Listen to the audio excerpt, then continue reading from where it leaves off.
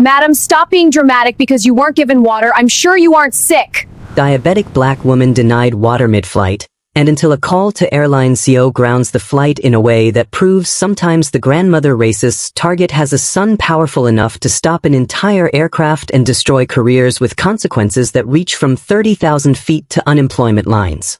I don't serve people like you more than once. You got your initial beverage and that's all you're getting from me. A senior flight attendant's voice cut through the first-class cabin of United Airlines Flight 3847 bound for Seattle with contempt so naked it felt like violence. Her face twisted with disgust as she looked down at a 70-year-old black woman named Dorothy Richardson who sat in seat 2C with trembling hands clutching an empty water cup, her voice weak but persistent as she tried to explain that she was diabetic and needed water to stay hydrated, that her blood sugar regulation depended on maintaining fluid intake, that this wasn't preference or luxury but medical necessity.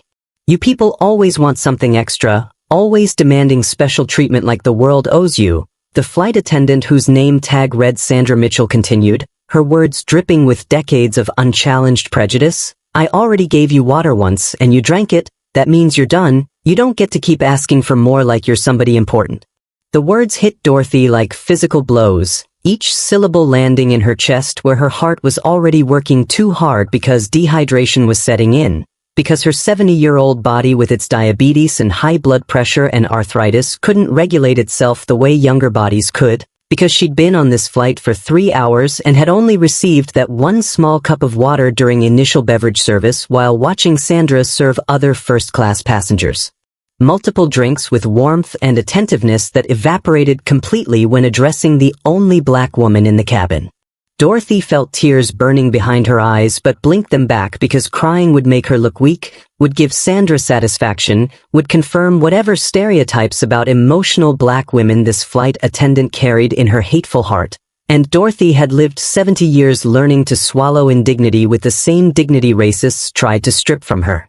This wasn't history. This wasn't her grandmother's stories about colored water fountains and back-of-the-bus humiliation. This was happening right now in 2025 aboard a modern aircraft with leather seats and entertainment screens where discrimination was supposed to be extinct but clearly thrived whenever someone with a uniform decided that black bodies deserved less care than white ones.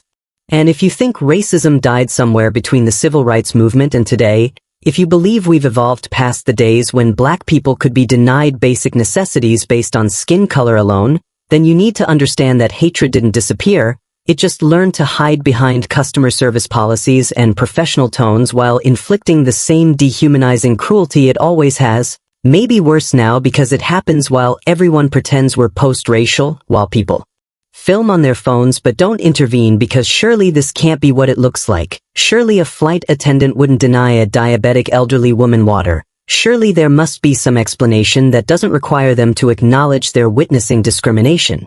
Dorothy had experienced racism before, had lived through actual segregation in her Alabama childhood, had marched for voting rights in the 60s, had raised 3 children while navigating a world that constantly told them they were less than, and she recognized Sandra Mitchell's hatred immediately even though she'd hoped maybe at 70 years old with gray hair and a kind face she'd finally aged out of being seen as a threat, finally earned the benefit of doubt that white elderly women received automatically. But hope didn't change reality, and reality was that she was trapped at 30,000 feet in a metal tube with a woman who hated her for existing while black, and there was nowhere to escape, no authority to appeal to because Sandra was the authority in this cabin, and asking for basic hydration had somehow become an act of rebellion that Sandra was determined to punish. Please, Dorothy said, her voice barely above a whisper because speaking took energy she was running low on. I'm not trying to be difficult. I just need water for my diabetes. My doctor says I have to stay hydrated especially when traveling, and she reached into her purse with hands that shook from low blood sugar and dehydration combined, pulled out her medication bottles as if physical evidence of her condition might penetrate Sandra's willful cruelty. But Sandra didn't even look at the medications, just rolled her eyes with theatrical exasperation and said, I don't care what your doctor says. I care about doing my job efficiently without passengers making constant demands. You got water, you drank it, now you need to wait until we land like everyone else. And she turned away before Dorothy could respond. walked back toward the galley with the satisfied stride of someone who'd exercised power successfully and enjoyed watching her victim suffer. Under its weight, other first-class passengers had witnessed this exchange with varying degrees of discomfort, some pretending not to notice while others filmed on phones with that detached documentation that treats human suffering as content rather than crisis requiring intervention, and their silence felt like its own violence, like permission for Sandra to continue denying Dorothy the basic care that could prevent medical emergency. A white businessman across the aisle had received 3 Scotch refills without asking, Sandra anticipating his needs before he voiced them, and the contrast between that attentiveness and her hostility toward Dorothy was so stark it couldn't be explained by anything except racism that everyone could see but most people chose not to name. If you believe elderly people deserve basic dignity regardless of skin color, keep watching, because what happens when this woman's son finds out will restore your faith that sometimes justice comes for racists who think they're untouchable. And if you've ever witnessed discrimination and stayed silent, drop a comment below about where you're watching from, because you need to see what your silence costs. And trust me when I say this story doesn't end with just an apology. This story ends with an entire flight grounded and careers destroyed. So hit that like button if you stand against racism, and subscribe to this channel because we're exposing the incidents that airlines pray never go viral. Dorothy's hands trembled as she tried to unscrew her medication bottle, her vision starting to blur slightly at the edges, the first warning sign that her blood sugar was dropping to dangerous levels. But to understand how we got here, how a retired civil rights activist and beloved grandmother ended up being denied water by a flight attendant whose cruelty would soon cost her everything, we need to go back 9 hours to a modest house in Birmingham, Alabama, where this morning started not with confrontation but with a mother's excitement about seeing her son, and the careful preparations of a woman who'd learned through 7 decades that traveling while black required extra documentation, extra politeness, extra everything just to receive the baseline treatment white people got automatically. Dorothy Mae Richardson, 70 years old, retired elementary school teacher who'd spent 42 years shaping young minds in Birmingham city schools, sat at her kitchen table at 5 a.m. reviewing her packing list with the methodical attention to detail that had made her legendary among students and colleagues, checking off medications for her diabetes and blood pressure, comfortable shoes for her arthritis, copies of her prescriptions in case TSA had questions, her phone charger and her son's address and emergency contact information written on index cards because technology sometimes failed but paper endured. She'd raised 3 children as a widow after her husband James died of a heart attack when he was only 48, had worked double shifts and summer jobs to put all 3 through college, had been active in her church Mount Olive Baptist for 50 years, had volunteered at the community center teaching adults to read, was known throughout her neighborhood as Miss Dorothy, who everyone came to for advice or comfort or just the sweet tea she always had ready for unexpected visitors. Dorothy had marched in Selma in 1965, had witnessed dogs and fire hoses turned on peaceful protesters, had registered black voters when doing so meant risking your life, had lived through segregation that made her remember with painful clarity what colored-only signs looked like and how it felt to be told your humanity was worth less than white people's comfort. Her body carried the marks of 7 decades, arthritis that made her knees ache on cold mornings, high blood pressure she controlled with daily medication, type 2 diabetes diagnosed 5 years ago that required careful diet and hydration, reading glasses she needed for everything now, but her mind was sharp and her spirit unbroken by a lifetime of fighting for dignity in a world designed to deny it to people who looked like her. She moved slowly these days, used a cane sometimes when the arthritis flared up, tired more easily than she liked to admit, but she was determined to make this trip to Seattle, where her youngest son Marcus had just been promoted to a position she didn't fully understand but knew was important because he'd worked so hard for it. Marcus was her baby, 45 years old now but still her baby, the child who'd been closest to his father and took James's death the hardest, who'd channeled his grief into academic excellence and corporate success, who'd climbed from entry-level to executive ranks through brilliance and perseverance and the kind of code switching that successful black professionals master. And Dorothy was proud of him in ways she struggled to articulate because mothers aren't supposed to have favorites, but Marcus had always been the one who called every Sunday, who remembered her birthday without fail, who'd offered multiple times to fly her first class anywhere she wanted to go. This trip to Seattle was her belated birthday present. Marcus had insisted on first class because he wanted his mother comfortable, had arranged everything and told her just show up at the airport, I've handled it all, and Dorothy had protested about the expense but secretly felt pleased that her son valued her comfort enough to spend the money. That morning she'd woken early from excitement mixed with nervousness because flying always made her slightly anxious, the vulnerability of being sealed in a metal tube at altitude with no control over anything, and she'd eaten a careful breakfast of oatmeal and fruit to keep her blood sugar stable, taken all her medications with plenty of water, packed snacks in her purse because diabetics couldn't afford to skip meals or go too long between eating.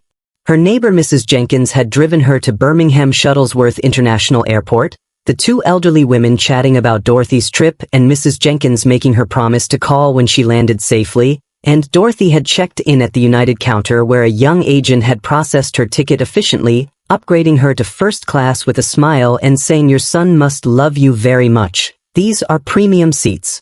Security had been normal, TSA agents respectful as they screened her medications and waved her through the metal detector, and Dorothy had waited at gate B12 for 90 minutes, reading a novel and watching other passengers with the kind of people watching that came naturally to a teacher who'd spent decades observing human behavior. When boarding was called, she'd walked down the jetway with her rolling suitcase and cane, found seat 2C in the first-class cabin, and settled in with the relief of someone who'd made it through the stressful parts of travel and could now relax for the flight. The plane was a newer 737 with comfortable leather seats and good legroom, and the initial flight attendants had been lovely, a young Asian woman named Lisa who'd helped her stow her bag and brought her a pillow without being asked, a Latino man named Carlos who'd checked that she was comfortable and explained where everything was located. Then Sandra Mitchell had appeared for her shift, taking over first-class service, and something in the way Sandra's eyes had landed on Dorothy and narrowed slightly had triggered Dorothy's well-honed radar for racial hostility, that instinct black people develop for recognizing when someone has decided you're a problem before you've done anything except exist in their sight line.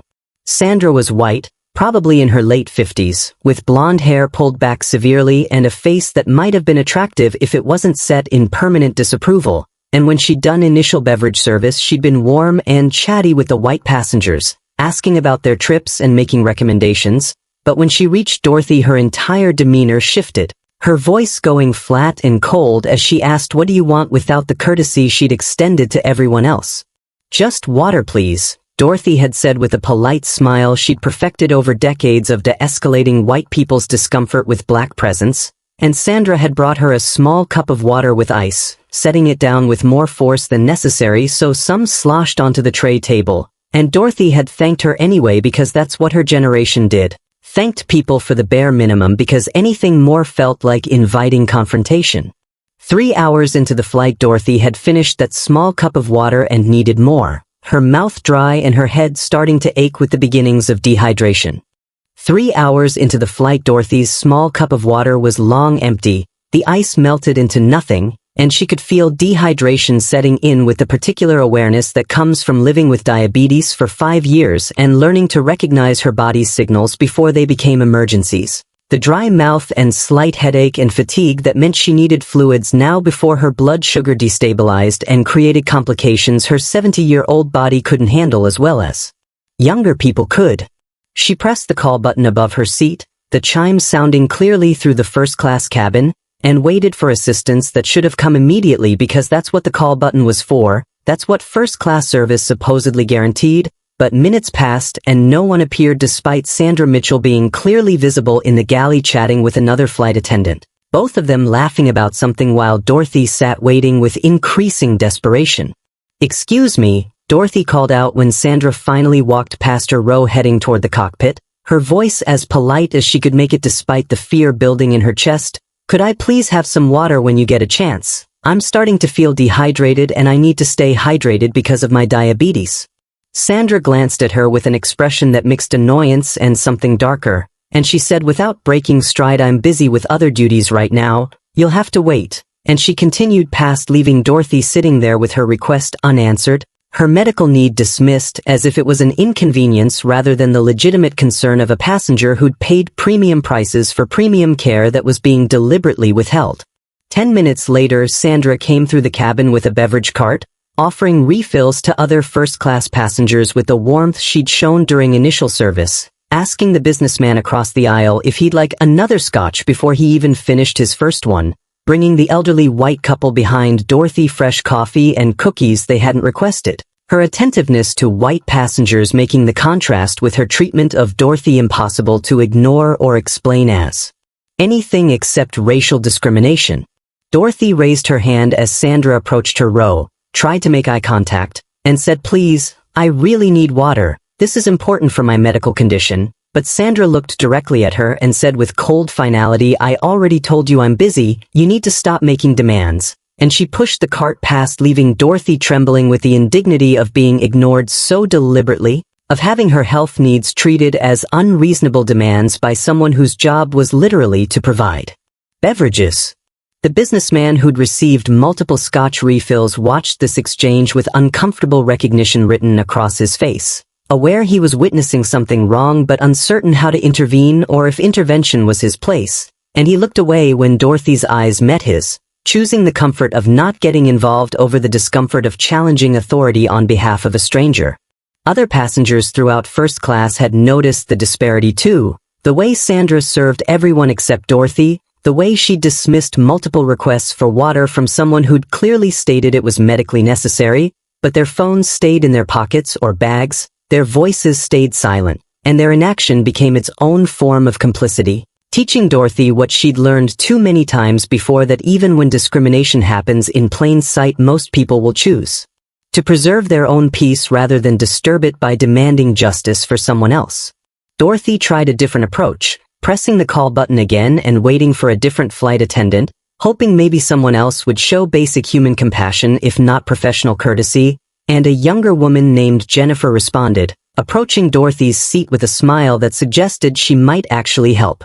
"Could I please have some water?" Dorothy asked, explaining again about her diabetes and her need for hydration, and Jennifer nodded, saying, "Of course, let me get that for you right away." But before she could leave, Sandra appeared from the galley and said to Jennifer in a voice loud enough for surrounding passengers to hear, "I've already addressed this passenger's requests. She's been taken care of. You can attend to other duties." And Jennifer looked between Sandra and Dorothy with visible confusion but ultimately deferred to her senior colleague, walking away and leaving Dorothy still without water.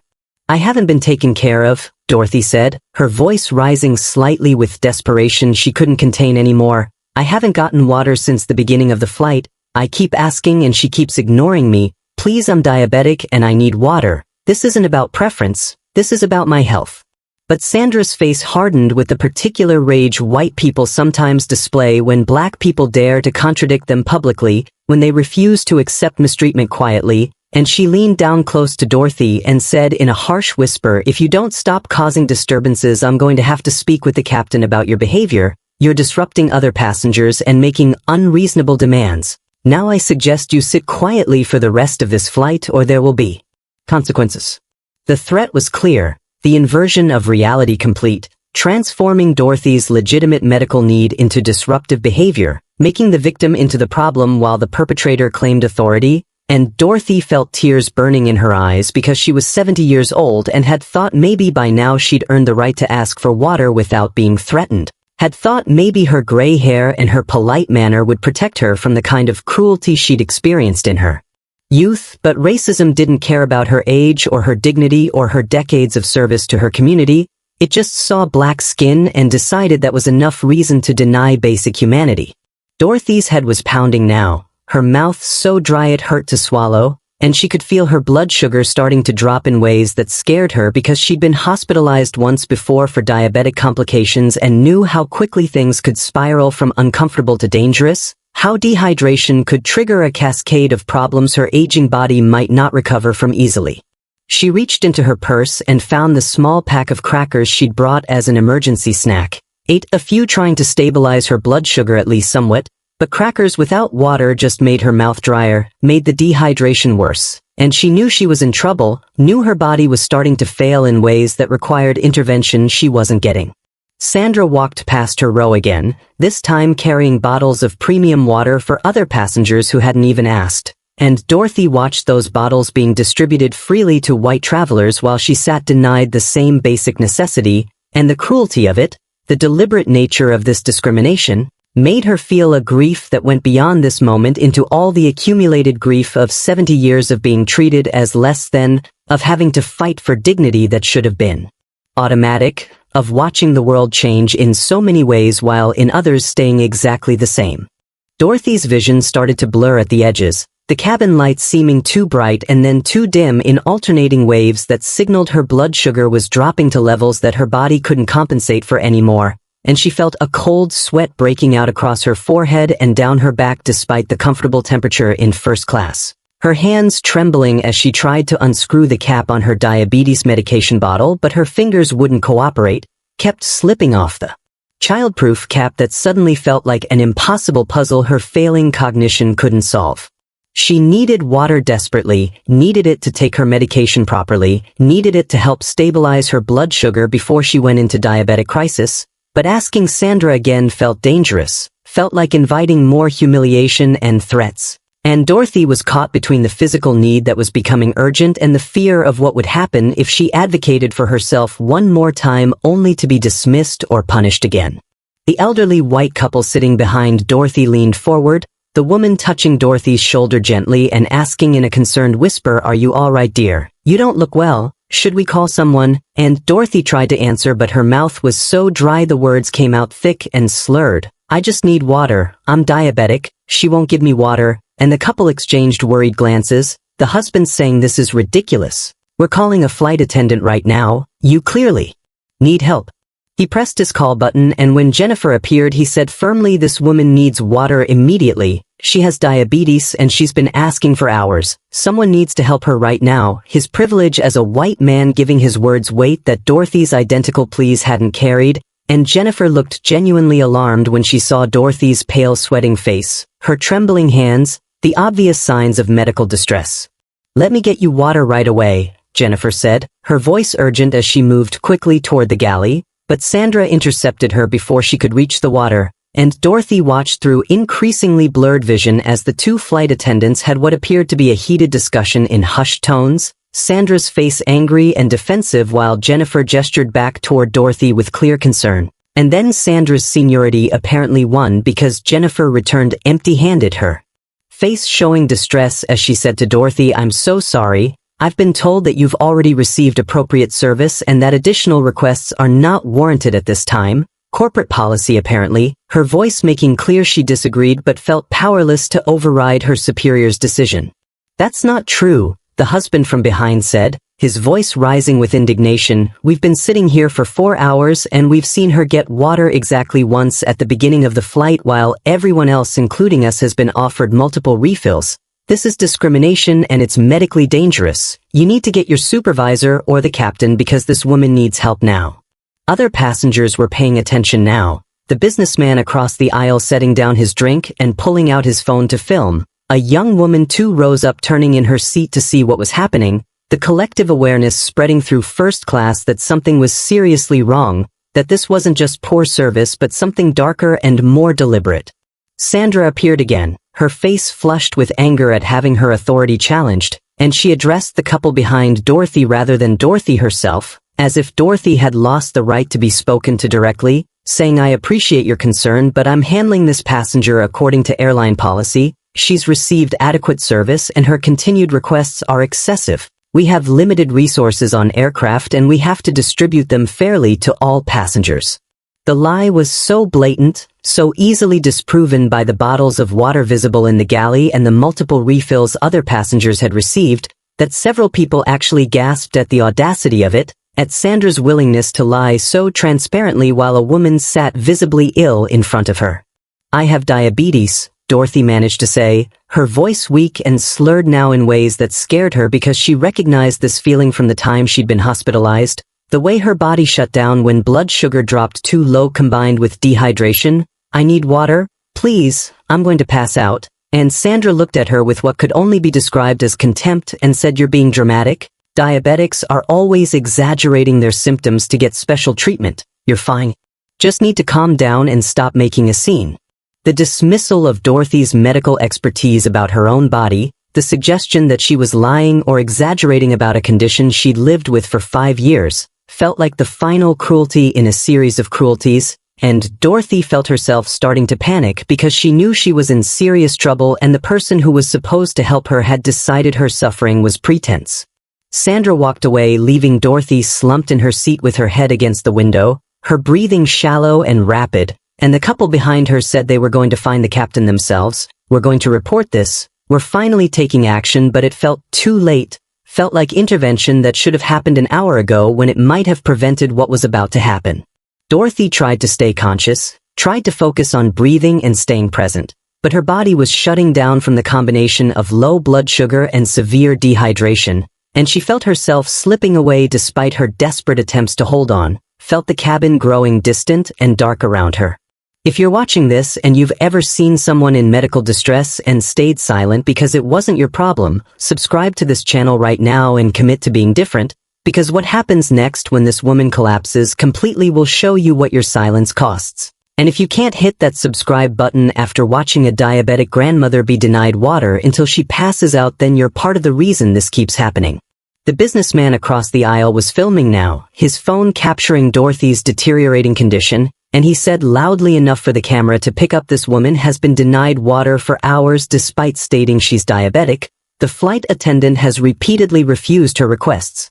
Dorothy's head slumped forward against the tray table with a sound that made the elderly couple behind her gasp in alarm, her body going limp in a way that signaled complete loss of consciousness rather than sleep, and the woman reached forward shaking Dorothy's shoulders saying, "Oh my God, something's really wrong, she's not responding, someone help us," her voice rising with panic that finally cut through the careful politeness and bystander silence that had allowed this crisis to build. Unchecked for hours. The businessman across the aisle unbuckled and moved to Dorothy's side, his medical background as an EMT years ago kicking in as he checked for a pulse, found it rapid and thready, tilted her head back to check her airway, and shouted toward the galley, "We need flight attendants here immediately. This woman has collapsed. This is a medical emergency." His authority as a white man in business attire giving his words the weight that Dorothy's own pleas had somehow lacked. Multiple passengers pressed their call buttons simultaneously, the cabin filling with electronic chimes that couldn't be ignored, and Jennifer rushed down the aisle with genuine alarm on her face, followed more slowly by Sandra, whose expression showed irritation rather than concern, as if Dorothy's collapse was a personal inconvenience rather than the predictable result of hours of deliberate medical neglect. "What's going on here?" Sandra asked in a tone that suggested she was being bothered unnecessarily, and the businessman turned to her with barely controlled fury saying, "This woman has collapsed. She's unconscious. She's been telling you for hours that she's diabetic and needs water and you've been refusing her. You've created a medical emergency through negligence. We need emergency medical response right now." Sandra looked at Dorothy's limp form, at the sweat soaking her clothes and the unnatural pallor of her skin, and instead of showing appropriate alarm or taking immediate action, she crossed her arms and said with dismissive certainty, "She's being dramatic. She's just pretending to get attention. Diabetics do this all the time to manipulate people. Just give her a few minutes and she'll snap out of it." The words hung in the air, so shocking in their callousness that several passengers actually made sounds of disbelief, and the elderly woman behind Dorothy said with shaking anger, "Are you serious? Look at her, she's unconscious. She's not faking this. You need to call for medical help immediately." But Sandra held her ground with the stubborn certainty of someone whose prejudice had convinced her that this black woman couldn't possibly be experiencing genuine medical crisis, that Dorothy's suffering was performance designed to cause problems, that admitting this was real would mean acknowledging her own culpability in creating it. "I've been a flight attendant for 23 years, Sandra said, her voice taking on defensive authority. "I know the difference between a real emergency and someone seeking attention, and this woman has been difficult since boarding, making constant demands, and now she's escalated to this theatrical display. We're not falling for it." Jennifer looked like she was about to cry, caught between her senior colleague's assessment and the obvious reality that Dorothy was genuinely unconscious and in distress, and she said with trembling voice, "Sandra, I really think we need to take this seriously. She's not responding at all. We should at least check her vital signs and inform the captain." But Sandra waved her hand dismissively saying, "We're not bothering the captain with dramatics. Just leave her alone for a few minutes and she'll give up the act when she realizes nobody's buying it," and she actually turned to walk away, to leave Dorothy slumped unconscious in her seat without any medical intervention, without even the basic dignity of checking if she was breathing properly. The businessman stepped into Sandra's path, blocking her exit from the row, and he said with cold fury, "I'm not letting you walk away from this. I'm a witness to everything that's happened. I've recorded the last hour on my phone, and if you don't call for medical help in the next 30 seconds, I'm going to make sure everyone knows that you stood here and called an unconscious diabetic woman dramatic while she was dying. Now you can either do your job or you can explain to investigators why you didn't." His threat seemed to penetrate Sandra's defensive shield slightly, doubt flickering across her face as she looked between Dorothy's clearly unresponsive body and the multiple passengers who were now filming, who were documenting her refusal to help, whose testimony would contradict any story she tried to tell later. "I'll inform the captain," Jennifer said, not waiting for Sandra's permission anymore, her sense of right finally overriding her fear of professional consequences, and she hurried toward the cockpit while the businessman checked Dorothy's pulse again, finding it even more rapid and irregular than before, her breathing shallow enough to be alarming. "We need to lay her down," he said to the elderly couple. "Her circulation is compromised in this position," and together they carefully maneuvered Dorothy out of her seat and onto the floor of the aisle, the businessman removing his jacket to cushion her head, and the tenderness of these strangers caring for her unconscious body made the contrast with Sandra's cruelty even starker, made visible the choice people had between basic humanity and willful harm. Other passengers crowded around trying to help, someone producing a bottle of water that was tragically 4 hours too late, someone else offering a blanket because Dorothy's body was cold to the touch despite the sweat, and a woman who identified herself as a nurse pushed through saying, "Let me check her. I need to assess her condition." The nurse took Dorothy's pulse, checked her pupils with a pen light from her purse, lifted Dorothy's eyelids to check responsiveness, and her face when she looked up at Sandra was devastated and furious. "This woman is in diabetic shock. She's severely dehydrated. She needed medical intervention an hour ago. Whoever denied her water has potentially caused permanent damage. Her organs could be failing right now. We need an ambulance waiting when we land, and we need to start basic life support immediately." Sandra's face went pale as the reality of what she'd done began penetrating her defensive denial, as the word permanent damage landed with the weight of potential criminal liability, and she stammered, "I didn't know. She didn't say it was that serious. I thought she was just being difficult." The lies falling apart under the pressure of an unconscious woman and a cabin full of witnesses who'd heard Dorothy state multiple times that she was diabetic and needed water. "You knew," the businessman said, his phone still recording. "We all heard her tell you, we all watched you dismiss her, and now we're all going to testify about what you did." And Sandra seemed to understand finally that her career was ending, that her racism had consequences she'd never anticipated when she decided a black woman's medical needs didn't matter. The captain's voice came through the intercom requesting all passengers return to their seats and fasten seatbelts, informing them that they had a medical emergency on board and would be making an emergency descent, and the nurse stayed with Dorothy checking vital signs and trying to keep her stable while the plane began its rapid descent toward the nearest airport with appropriate medical facilities. The cabin pressure changing, making ears pop while Dorothy lay unconscious and vulnerable, her 70-year-old body fighting.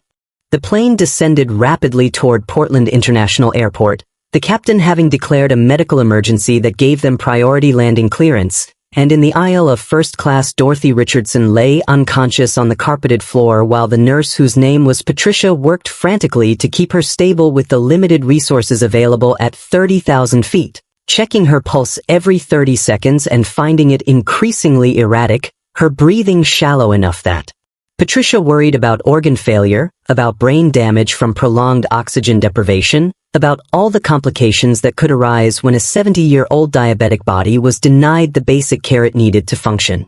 Patricia had requested the onboard medical kit and was trying to start in 4-line with shaking hands, knowing that getting fluids into Dorothy's system was critical, but also knowing that the delay in treatment, the hours spent begging for water that never came, had allowed this crisis to progress to a point where intervention might be too late to prevent permanent damage. Sandra Mitchell stood frozen near the galley, her face ashen as she watched the scene unfolding, watched passengers glaring at her with undisguised contempt, watched Jennifer crying while helping Patricia. Watched the businessman's phone still recording every moment for documentation that would destroy whatever remained of Sandra's career and possibly her freedom, because denying medical care that results in serious harm carried criminal liability she was only beginning to understand. "I didn't mean for this to happen," Sandra said to no one in particular, her voice small and defensive. "I just thought she was exaggerating. I didn't know it was this serious." And the elderly woman from behind Dorothy's seat turned to her with tears of rage streaming down her face and said, "You didn't know because you didn't care to know, because you decided a black woman's pain didn't matter, because your racism was more important than her life, and now she might die because of your hatred."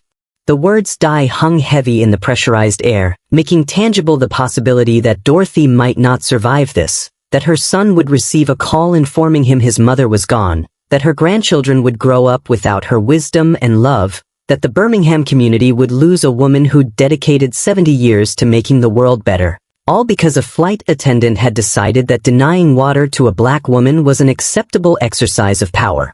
Patricia got the 4-line established finally, saline solution dripping slowly into Dorothy's dehydrated veins, and she said to Jennifer, "We need to elevate her legs. Her blood pressure is dangerously low. Help me position her." And together they arranged Dorothy's unconscious form to improve circulation to her vital organs, every adjustment careful and tender in ways that Sandra's service had never been. The plane touched down with a jolt that made passengers gasp, the captain bringing them in fast and hard because seconds mattered when someone's life hung in balance. And through the windows they could see emergency vehicles with flashing lights positioned on the tarmac, paramedics waiting with equipment and a stretcher, the full medical response that should have been unnecessary if Sandra had just given Dorothy water 4 hours ago when she first asked.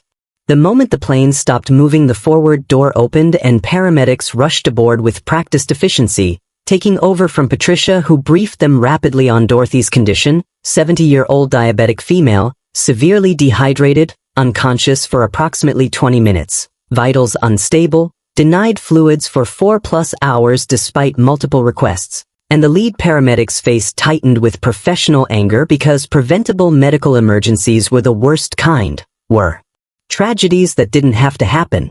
They loaded Dorothy onto the stretcher with careful speed, securing her for transport while attaching monitors that beeped alarmingly as they registered her vital signs, and the businessman who'd first responded to her collapse said, "I'm coming with her. I know who her son is, someone needs to call him," and he climbed into the ambulance alongside the paramedics while other passengers watched through windows, many crying now that the adrenaline was fading and the reality of what they'd witnessed was settling in. Sandra tried to follow the paramedics toward the door, but one of them turned and said firmly, "You need to stay here. The authorities will want to speak with you about what happened." And Sandra stopped as if she'd hit a physical wall, understanding finally that she couldn't escape this, couldn't minimize or explain away an unconscious woman being carried off a plane in critical condition.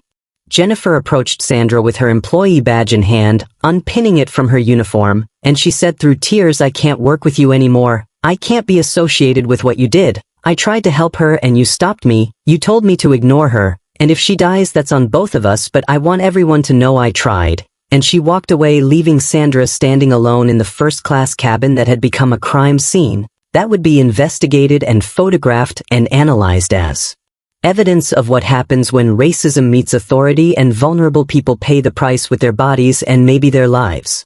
The businessman who'd helped Dorothy sat in the ambulance as it screamed through Portland traffic toward Oregon Health and Science University Hospital, watching paramedics work on her unconscious form with equipment that beeped urgent warnings about blood pressure and heart rate and oxygen saturation. And he pulled out his phone with hands that still shook from adrenaline because he'd promised to call her son, and he was a man who kept promises even when they carried devastating news.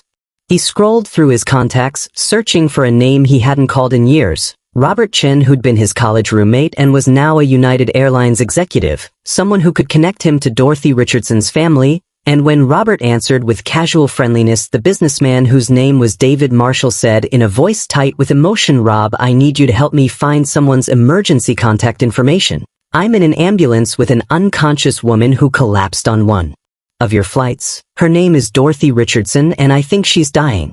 Robert's tone shifted immediately from social to professional. "Give me her name again and any other information you have. I can pull up her passenger record." and David spelled out Dorothy's full name while watching paramedics insert another 4-line, while listening to them radio ahead to the hospital about incoming critical patient, diabetic emergency, severe dehydration, possible organ failure. The passenger record shows her emergency contact as Marcus Richardson in Seattle, Robert said, pulling up information on his computer, and David felt his stomach drop because he knew that name, had seen it in business journals and airline industry news, and he said slowly Marcus Richardson as in Marcus Richardson who's the CEO of United Airlines, and Robert's sharp intake of breath confirmed it before his words did. Oh God. David, are you telling me the woman who collapsed is Marcus Richardson's mother? What the hell happened on that flight?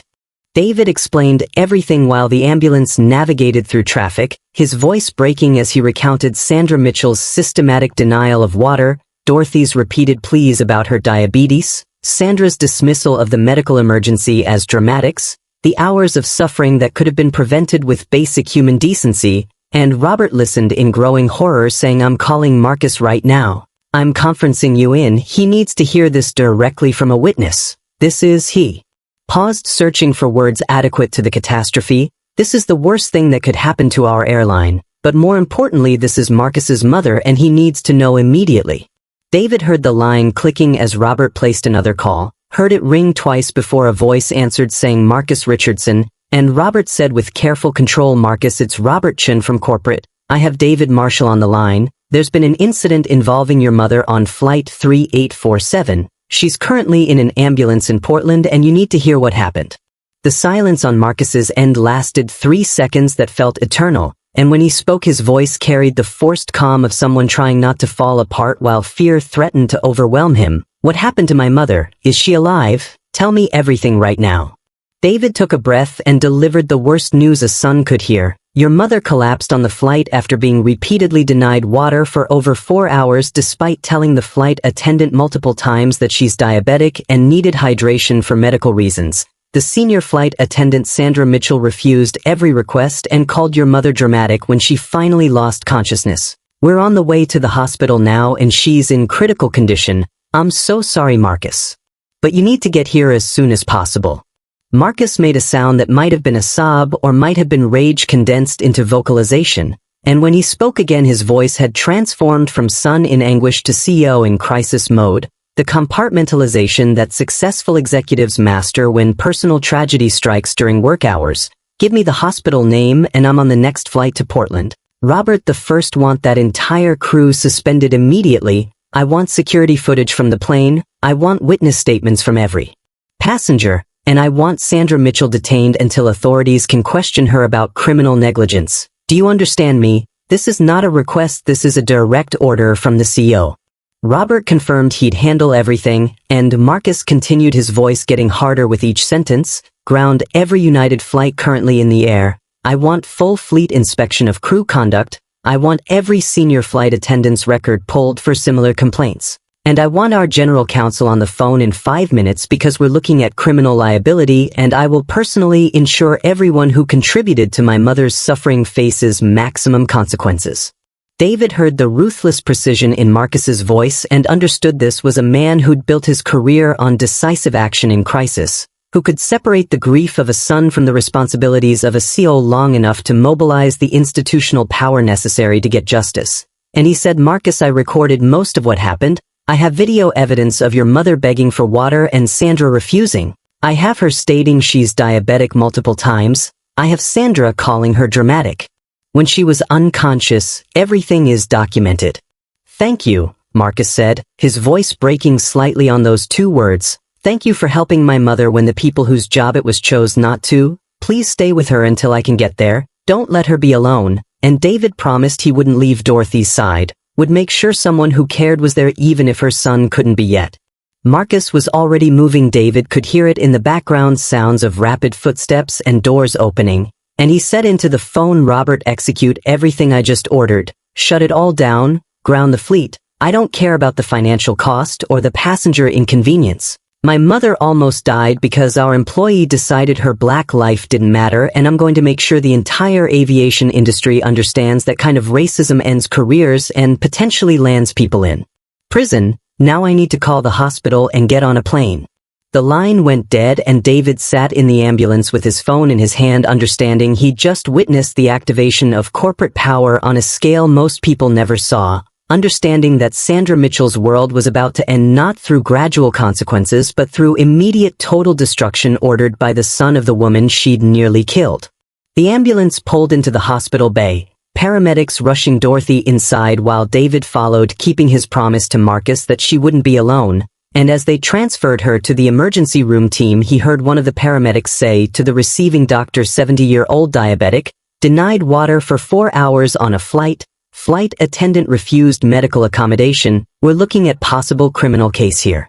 The emergency room at Oregon Health and Science University Hospital erupted into controlled chaos as Dorothy Richardson was wheeled through automatic doors, a team of doctors and nurses descending on her unconscious form with practiced urgency while David Marshall stood pressed against the wall watching medical professionals work to save a woman whose only crime had been asking for water while black, whose suffering could have been prevented by the simple human decency of a flight attendant, who'd chosen cruelty instead.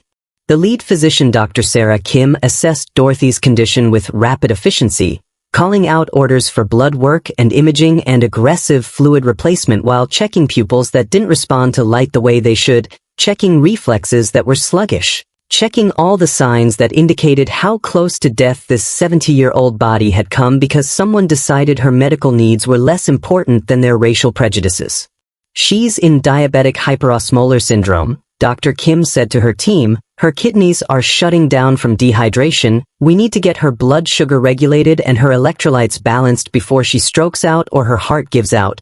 Push fluids but carefully, because if we correct too fast we could cause cerebral edema. This is going to be a delicate balance, and someone needs to find out how long she went without water because that affects our treatment protocol.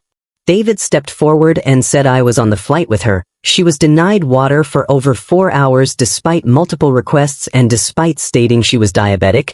The flight attendant refused to serve her and called her dramatic when she collapsed. And Dr. Kim's face hardened with the particular anger medical professionals feel when they're cleaning up messes that never should have happened, when they're fighting to save lives that were endangered by cruelty rather than chance.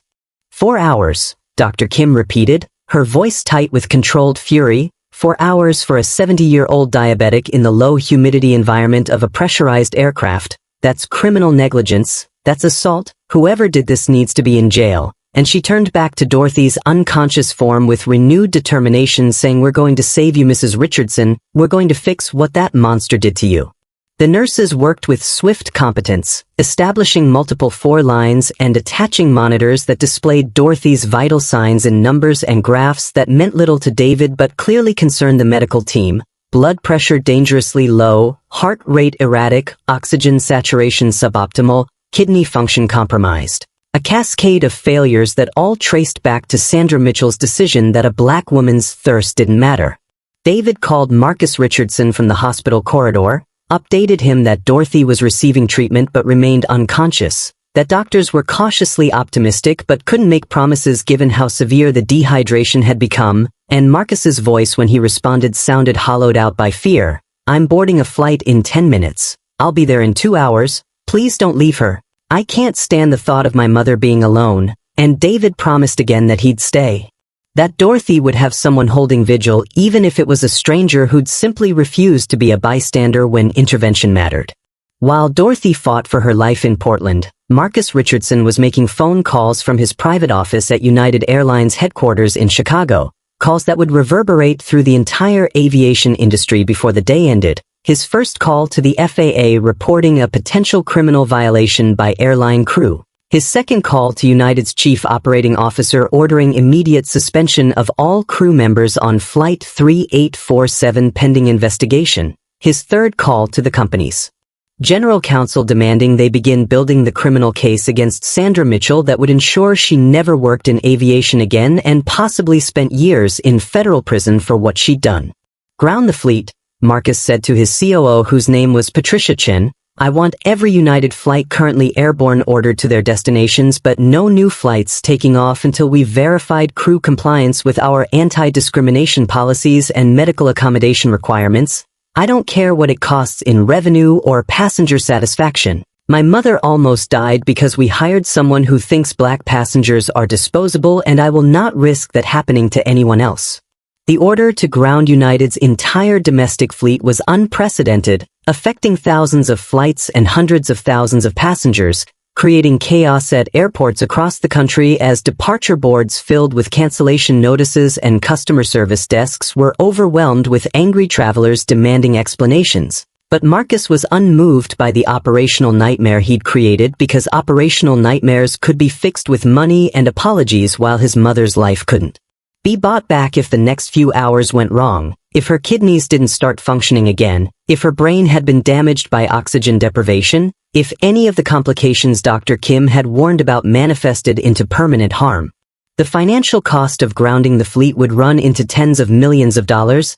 The reputational damage would dominate news cycles for weeks. The stock price would take a hit that shareholders would rage about. But Marcus had built his career on making hard decisions that prioritized long-term values over short-term profits. And nothing was more valuable than ensuring his airline never again employed someone who would torture an elderly woman through deliberate denial of care.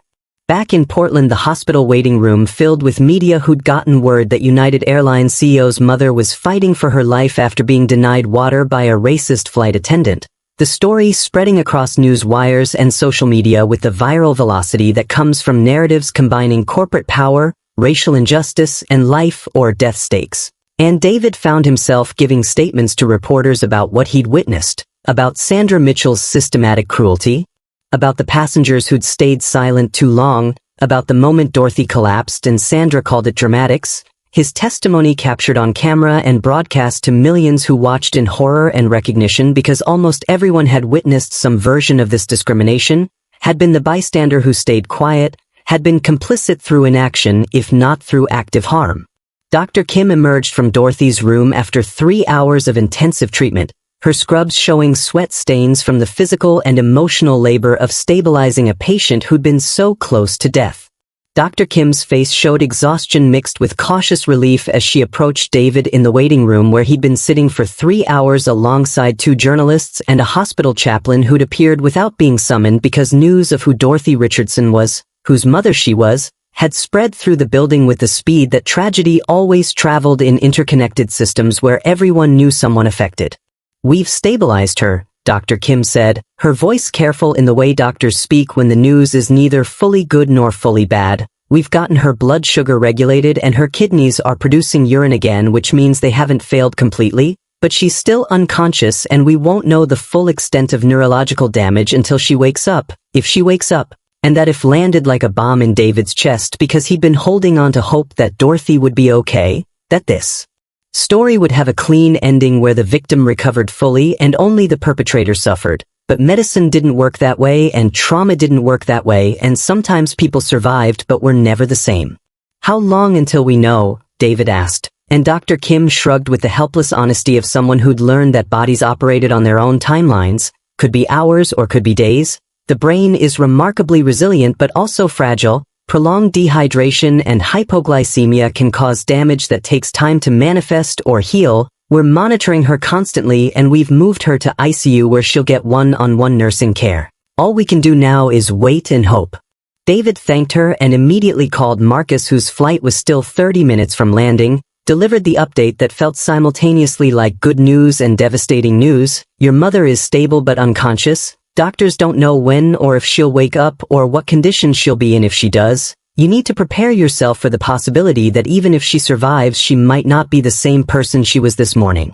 Marcus made a sound that might have been a sob swallowed before it could fully escape, and his voice when he spoke was thick with tears he was probably trying to hide from other first-class passengers. "My mother is the strongest person I know. She survived segregation and the civil rights movement and raising 3 kids alone after my father died. She taught me everything about dignity and perseverance and how to fight systems that try to break you, and now she's unconscious because some racist decided her life didn't matter. I can't." His voice broke completely. "I can't lose her like this. Not because of hatred, not because someone was too full of prejudice to give her water. That can't be how her story ends." "It won't be," David said with more confidence than he felt. "Your mother is getting the best care possible and she's going to fight to come back to you. And when she does, we're going to make sure everyone knows what happened to her. We're going to make sure Sandra Mitchell and everyone who enabled her faces consequences that prevent this from ever happening again. He didn't mention that consequences after trauma didn't undo the trauma, that justice for Dorothy wouldn't give back the hours she'd spent suffering or the days she might spend unconscious or the permanent damage her body and mind might carry forward. Because Marcus needed hope right now more than he needed brutal honesty about how inadequate even the best outcomes would feel measured against what had been stolen. Marcus arrived at the hospital 90 minutes later, his expensive suit rumpled from travel, his face showing the particular devastation of a son seeing his mother reduced to a body in a hospital bed surrounded by machines, tubes running into her arms carrying fluids that should have been provided hours ago on a plane where she'd paid premium prices for premium care and received deliberate harm instead. He sat beside Dorothy's bed and took her hand, the same hand that had held his when he was a child scared of the dark, the same hand that had worked double shifts to pay for his college education, the same hand that had guided him through every major decision of his life. And now it lay limp and unresponsive in his grip while machines beeped rhythm to a heartbeat that continued without consciousness to accompany it.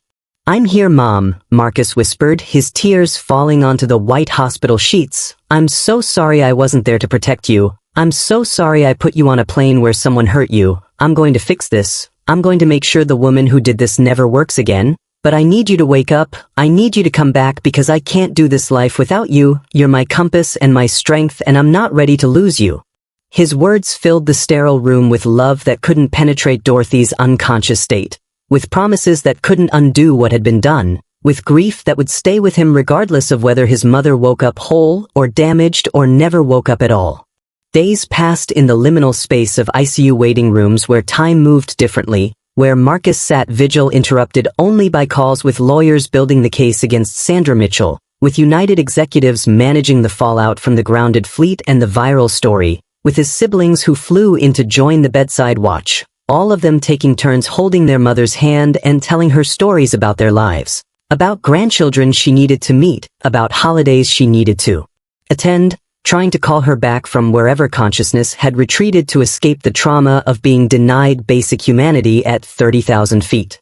The investigation into Flight 3847 proceeded with the thoroughness that comes when corporate liability and criminal charges intersect. Passenger testimony collected, video footage reviewed. Sandra Mitchell's employment record revealing a pattern of complaints about discriminatory behavior that had been documented but never seriously addressed because she was senior crew with seniority protection and because airlines, like most institutions, were better at recording problems than solving them.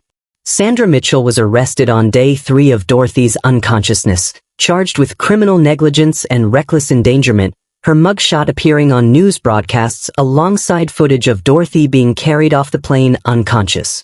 The visual juxtaposition making clear who the victim was and who the perpetrator was, even though Sandra's lawyer would eventually try to muddy those waters with claims about miscommunication and policy confusion that didn't explain hours of deliberate denial. The entire crew of Flight 3847 was terminated, not just Sandra but everyone who'd witnessed her cruelty and failed to intervene, everyone who'd chosen institutional hierarchy over human decency, their firings sending shockwaves through the industry because it established that bystander complicity carried professional consequences, that watching discrimination happen made you complicit in the harm. On day 5, Dorothy's fingers twitched in Marcus's hand, the first voluntary movement since her collapse, and he called for nurses who came running. Dorothy's eyes opened slowly on day 7, her pupils dilating in the harsh hospital lights, her gaze unfocused and confused as she tried to make sense of white ceiling tiles and beeping machines and the face of her son Marcus hovering above her with tears streaming down his cheeks. And she tried to speak, but her throat was raw from intubation, her voice emerging as barely a whisper when she finally managed to say, "Where am I? What happened?" The last thing she remembered was sitting on a plane, feeling desperately thirsty, and then nothing. A blank space where hours of her life should have been but had been stolen by trauma her brain had protected her from remembering fully. "You're in the hospital, Mom," Marcus said, his hand gripping hers with enough pressure to anchor her to consciousness. "You collapsed on the flight, you've been unconscious for 7 days, but you're going to be okay. The doctors say you're going to recover," and Dorothy saw the relief and residual terror in her son's eyes, understood without being told that she'd come very close to not waking up at all. that whatever happened on that plane had been serious enough to nearly end her 70 years of living. The doctors ran tests over the following days, cognitive assessments to check for brain damage, kidney function panels to evaluate permanent organ injury, physical therapy to address the muscle weakness that came from a week of immobility, and the results were mixed in ways that made complete recovery feel like a generous description of Dorothy's prognosis. Her kidneys had sustained damage that would require ongoing monitoring and possible dialysis in the future. Her short-term memory showed gaps that might improve or might be permanent. Her physical stamina was diminished in ways that made simple tasks exhausting, and she experienced anxiety attacks whenever anyone mentioned flying or travel or even just the act of asking for water. Her body remembering what her conscious mind had partially blocked, the terror of being denied help when help was desperately needed.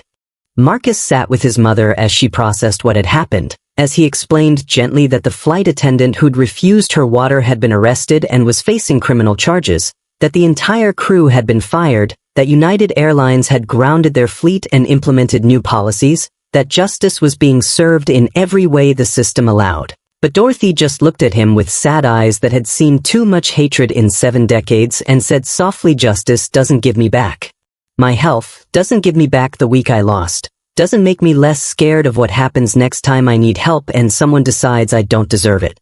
The resignation in her voice broke Marcus's heart because his mother had always been a fighter, had always believed that speaking truth to power could create change, but this experience had taken something from her that couldn't be legislated or litigated back into existence, had stolen her faith that doing everything right would protect her from cruelty.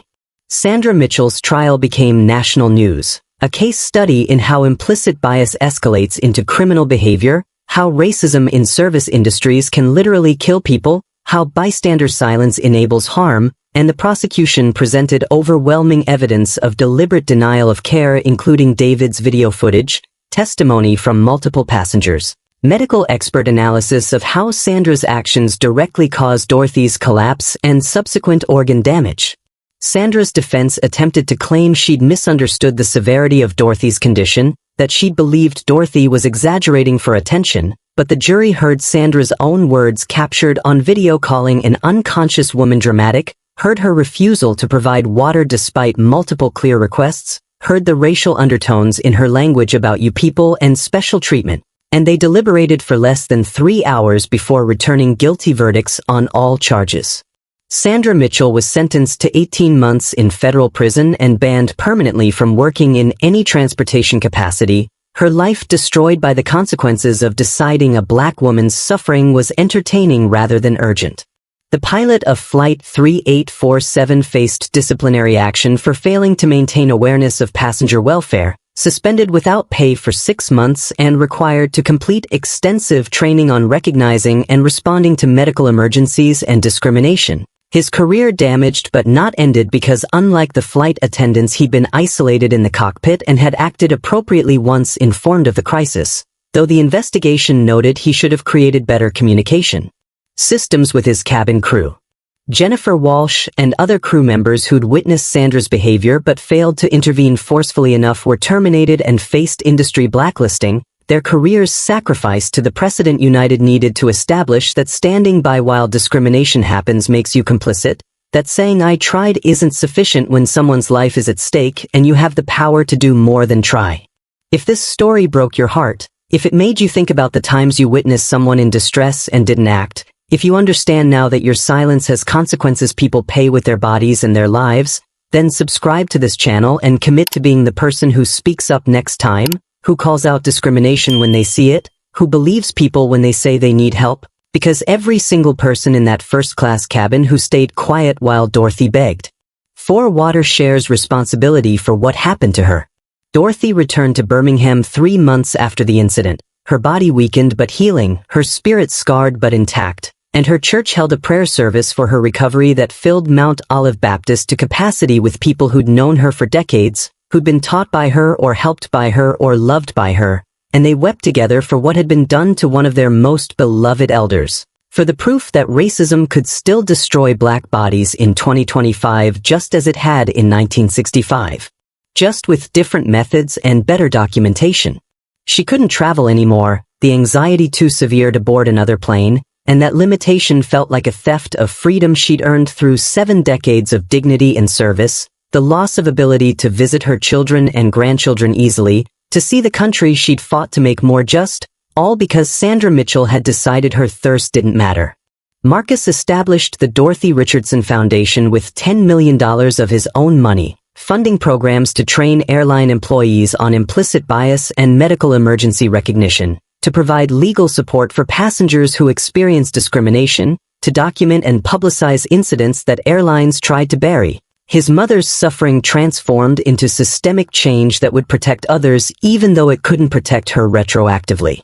But the foundation and the policy changes and the criminal convictions didn't give Dorothy back her health or her peace of mind, didn't make her whole again, and that truth, more than any amount of justice or accountability, was what kept Marcus awake at night, understanding that some harm can't be undone, only prevented from happening to the next person, and prevention only matters if people choose to intervene when they see wrong instead of recording it for content while someone's mother dies.